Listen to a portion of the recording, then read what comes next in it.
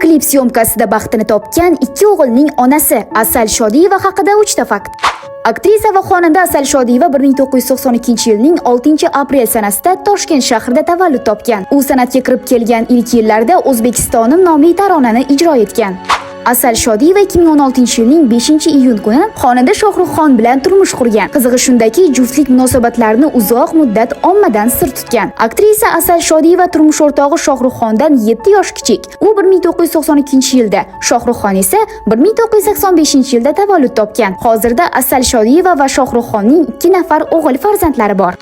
Asal Shodiyeva 2012-yili Hay Hay qizaloq filmida yulduz rolini ijro etgan. Mazkur rol uchun sochlarini antiqa tarzda kaltalatgan va rangli ulama sochlardan foydalangan. Hamisha nafis imijda ko'ringan aktrisaning mazkur ko'rinishi tezda e'tiborni tortgan. Asal Shodiyeva turmush qurgandan keyin kinofilmlarda suratga tushishni kamaytirdi va vaqtini oilasiga sarfladi. Aktrisaning muxlislari videoga like bosib, barcha yaqinlaringizga borib qo'ying. Shu kabi qiziqarli shou-biznes yangiliklarini Toshkentliklar 24 kanalida kuzatib boring.